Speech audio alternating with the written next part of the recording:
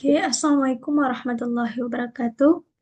Perkenalkan, nama saya Masura Sajidah dengan NIM 220705095.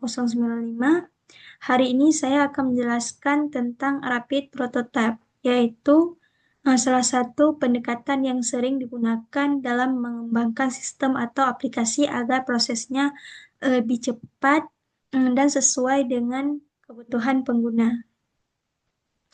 Apa itu rapid prototyping?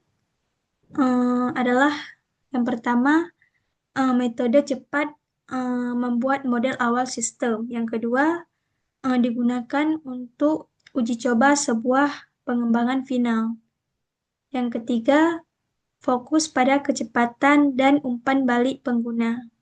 Rapid prototyping ini adalah metode untuk membuat versi dari awal dari sistem secara cepat. Tujuannya bukan untuk hasil akhir, tapi untuk menguji ide dan mendapat masukan dari pengguna.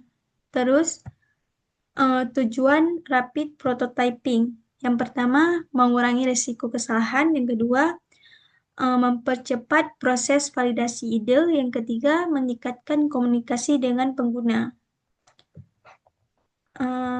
Tujuan utamanya adalah untuk menghindari salah paham antara developer dan user, serta memastikan bahwa sistem yang dibangun memang sesuai dengan kebutuhan mereka. Terus manfaat rapid prototyping. Manfaatnya yang pertama, hemat waktu dan biaya. Yang kedua, umpan balik lebih cepat. Yang ketiga, mudah menyesuaikan desain. Yang keempat, meningkatkan kepuasan pengguna. Dengan prototyping cepat, kita bisa tahu apa yang kurang atau perlu diperbaiki tanpa harus membuang banyak waktu dan uang di awal. Terus alur rapid prototyping. Yang pertama, identifikasi kebutuhan. Yang kedua, buat prototyping dari awal. Yang ketiga, evaluasi dan uji coba dengan pengguna.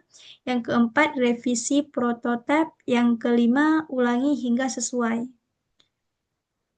Proses ini bersifat interaktif atau artinya bisa diulangi terus sampai hasil prototipe benar-benar sesuai dengan harapan. Terus, jenis-jenis prototipe.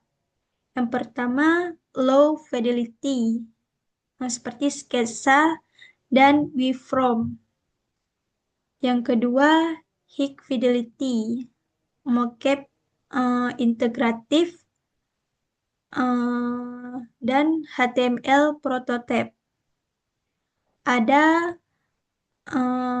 prototipe sederhana seperti gambar kertas, seperti gambar ini, samping, hingga yang mendekati sampai aplikasi nyata. Jenisnya tergantung tujuan dan waktunya. Terus, kelebihan rapid prototyping. Yang pertama, respon cepat terhadap perubahan. Yang kedua, meningkatkan partisipasi pengguna. Yang ketiga, mengurangi kesalahan dalam sistem final. Kelebihan utama terletak pada fleksibilitas dan kecepatan, serta komunikasi yang terbuka antara pengembang dan pengguna. Selanjutnya, kekurangan rapid prototyping. Bisa terlalu fokus pada tampilan. Yang kedua, pengguna bisa mengira prototipe adalah produk akhir. Yang ketiga, dokumentasi bisa kurang lengkap. Tantangannya adalah menjaga agar tim tetap fokus pada fungsi, bukan hanya tampilan, dan juga kita harus hati-hati agar pengguna paham bahwa ini hanya versi uji coba. Selanjutnya, contoh penerapan. Yang pertama, desain antarmuka aplikasi mobile. Yang kedua, website e-commerce, yang ketiga sistem pemesanan tiket. Contohnya saat pengguna aplikasi toko online, kita bisa bikin prototipe untuk halaman utama dan proses checkout agar tahu apakah user merasa nyaman atau tidak. Selanjutnya, tools yang sering digunakan seperti Figma, Adobe XD, terus Balsamiq, terus Azure.